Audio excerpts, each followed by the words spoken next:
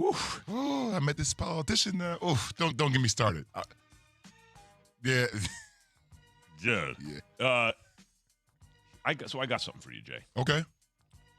Everyone's talking where KD should go. Is he going to stay in Brooklyn? Maybe it's most realistic. Is it possible he could go back with the Warriors? Is there any other destination? It was Phoenix, or now it can't happen because DeAndre Ayton's offer sheet was matched. Pacers extended him an offer sheet, and Phoenix matched it. Where could he go? What's going to happen? The one place I have not heard, which makes sense to me, because remember, they want a star player in return. Not an old guy, a guy in his prime, star player in return. The one market that now, whoever sends him the star player, here's the rub. KD needs to be better enough than that guy that he increases the chances of the team he comes to. Otherwise, why are you making the deal? Yeah, because you have to give up a lot to get him. Doesn't that say for like 95% of the league max? Of course, that's why you're going to have to give up additional assets. So you have to look who has a star in their prime, who could be really an all-star for that team, for Brooklyn, and has other assets that Brooklyn might be interested in. And which team could KD go to and say, now that they've given that all up, I can still win here? What about the Chicago Bulls? Major market. Haven't won a chip since Michael Jordan, right? The greatest offensive player ever. And now KD. What's KD if not that? Now, how could the Bulls get him? DeMar DeRozan is a star I'm thinking about.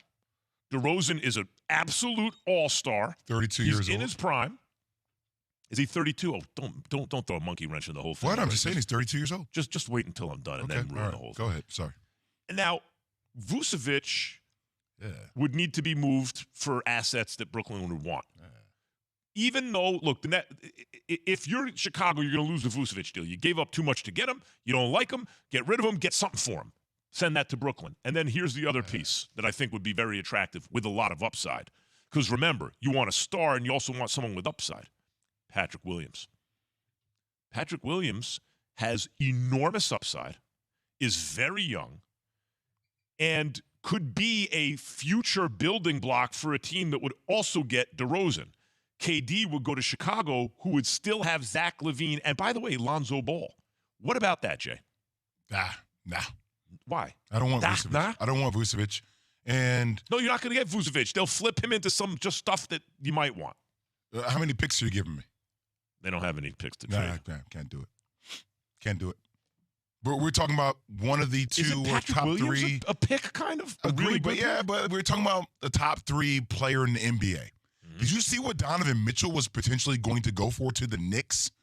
Did you see that? The Knicks don't know what they're doing. You know? I'm just saying, if that's the if I've seen the market for Rudy Gobert, and I'm seeing what the Knicks were on the fringe of doing with Donovan Mitchell, you can best damn believe I'm going to get a lot more for Kevin Durant. I don't know. KD we're showing it now. He's 34 years old already. Okay. And he's coming off an Achilles. He has not played a full season since the Achilles. Hey, look, you can try to minimize Kevin Durant as much as you want. I know what time that is. I'm not minimizing it, Jay. I'm describing it. You're saying top three player now. A couple years ago, you just said top one player. Yeah. Now he's three. Oh, Max. Don't hit me on the margins on this right now. Because that's what you're trying to play the little outside of the margins, and you're trying to – hey, Kevin Durant isn't number one, but now he's number three. He's top three. No, but I'm bringing that up not to diminish Kevin Durant, but to try to describe reality, because I'm saying, hey, he is 34 years old. In other words, what kind of return are you going to get? You're like, yeah, but he's still Kevin Durant. I got a good 3 years. At 34, off the Achilles, of course he's going to be a great player.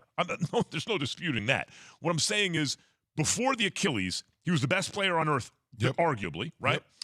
Then he had the Achilles injury. Came back and dropped 50. He came back as a great player, but his defense was not the same. He's still willing, but his defense is not the same. Yep. And he is no longer considered the best player on earth by most people. Most people consider Giannis the best now. So age and injury, I simply bring that up to point out they're not nothing. They have had an effect. You can say it's marginal, but it does, and then you have to extend it out to further horizons, right?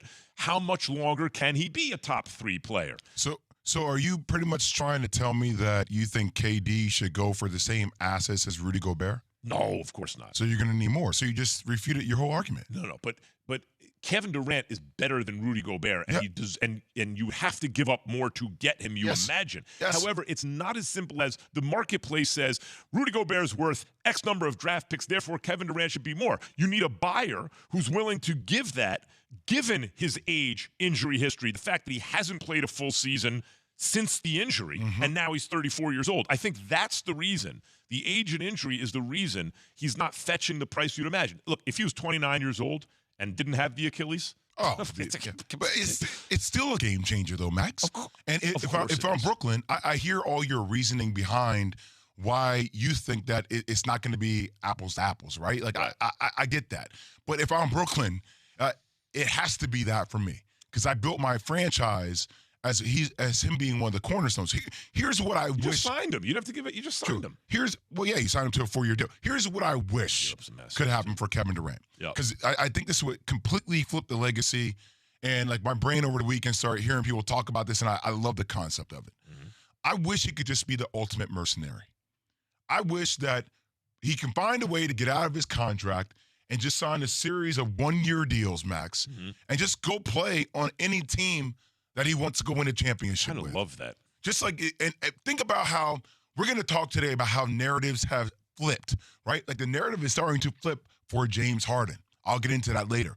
But the narrative for KD right now is, well, you were with Golden State, you had it, you left it. Some people thought you needed to leave it to build a legacy on your own. Now those same people are killing you for leaving that to begin with, right? So it's not working out in Brooklyn because, quote unquote, you followed Kyrie. So you know what? Flip the whole narrative around. Just go win championship after championship after championship.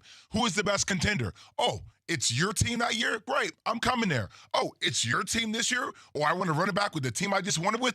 Great. Whoever has the best chance to win a championship, go there. Jay, be the ultimate mercenary. That's a brilliant idea. I think I just love that idea. Chips, but here's the rub. Because what's a narrative? And we keep saying, what's a narrative? We're really telling a story, and a story that can cut through, that makes sense to people, where there's a character, there's an obstacle, there's a goal, and we can just see what's going on, right? And it's easy to relate. That's why narratives get popular. Okay. I love the narrative of flipping it from, hey, I've said my narrative has been, in this era, fair or unfair, you are judged not only as a player, but as a coach and a GM. Right? Like LeBron, look at LeBron. He was in Cleveland. They weren't getting it done. They wouldn't even trade J.J. Hickson for Amari Stoudemire, for crying out loud. He's like, okay, I got to be my own GM here. He left town, and that's what he's done the rest of his career, like, since then. And KD's being compared to that. Hold on, KD. LeBron can make a team. Can you make a team? You not just join the Warriors, but make a team. And if KD did what you're talking about, he'd be like, I'm not trying to do what LeBron did. I'm doing my thing. But here's the rub. Here's what's at stake in that narrative, in that story. If KD did that, he'd have to win the championship every year. Yeah. He'd have to do it every year. Well, guess what, Max? That's already the expectation.